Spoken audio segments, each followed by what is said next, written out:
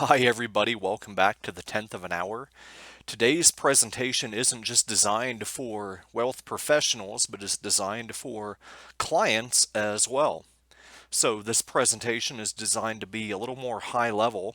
For today's episode 11, we're going to ask a simple question: who is the owner? And the reason why you should care about this is because this can have implications on your ownership rights from a state law perspective, but it can also have implications on your tax liability from a federal tax perspective and a state tax perspective.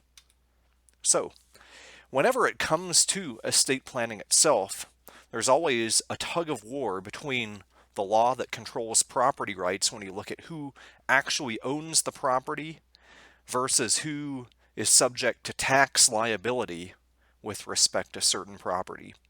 So state laws will usually control the actual ownership of property and the rights that go along with that ownership, particularly in the world of estate planning, the right to transfer property at death.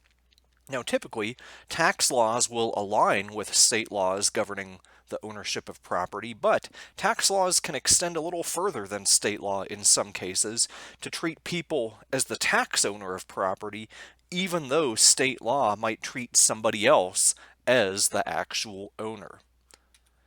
So, starting out with our baseline state law, who is the owner? Well, it largely depends on the type of asset.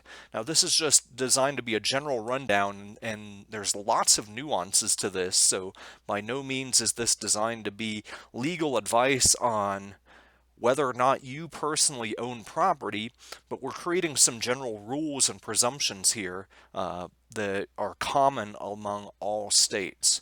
First, if you have tangible personal property, in other words, things that you can pick up and move around, and when they don't have a certificate of title, usually possession itself will create a presumption of ownership. In some states, if there's a husband and wife, they sometimes are treated as owning their tangible personal property jointly, but usually you're going to start off with that possession rule. Now, for other types of assets like real estate and intangible personal property, which would include things like investments and securities, then the written title to that asset will create the presumption of ownership. Now, for some property, just having written title, can protect ownership, but it helps to take it a step further, maybe to give notice to the world that you own property, such as by the recording of a deed for real estate, or maybe the registering of a trademark in the world of trade names and trademarks and logos and things of that nature. Now, in estate planning, we deal a lot with trusts. So, in some states, the owner of property in a trust is the trustee, but in other states, the trust is treated as an independent entity which owns property. But in either case, you have two other parties to the trust. You have who's known as the settlor or the grantor. That's the person who creates the trust and puts property into it. Once they put property into that trust, they're no longer the owner of that property. The trust or the trustee is.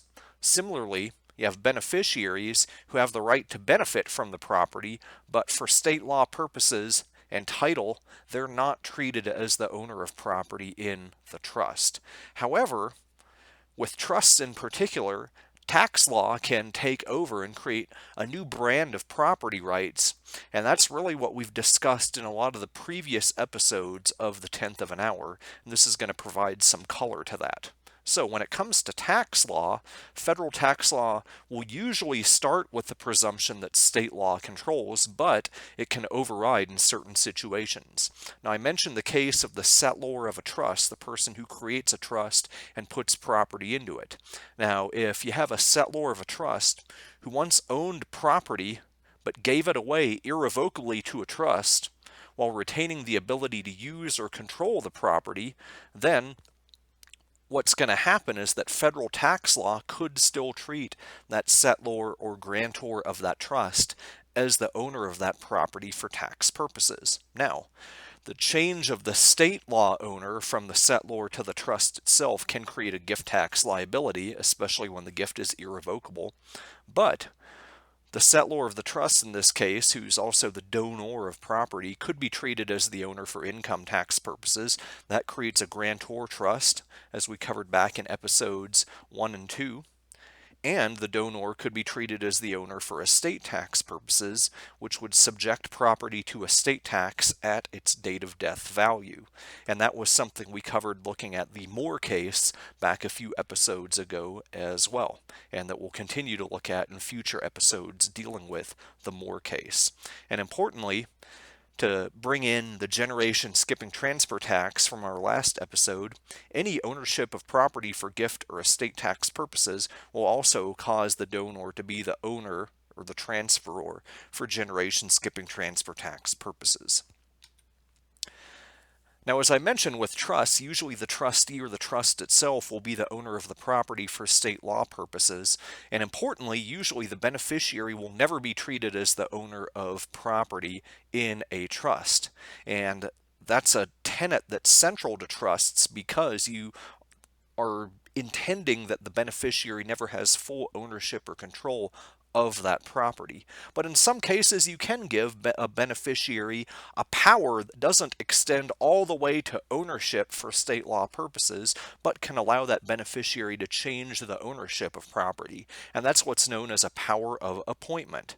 Now, if you have a situation where the donor of property to a trust is not treated as the owner for federal tax purposes, a beneficiary could be if they have one of these powers of appointment. And usually this would arise in a case where a beneficiary has what's called a general power of appointment. And we won't get into the weeds on that, but that's typically a situation where the beneficiary could change the ownership of property in the trust to themselves or for their own benefit with no strings attached. So in other words, it gives the beneficiary the power to raid the trust without necessarily having the trustee having the ability to say no.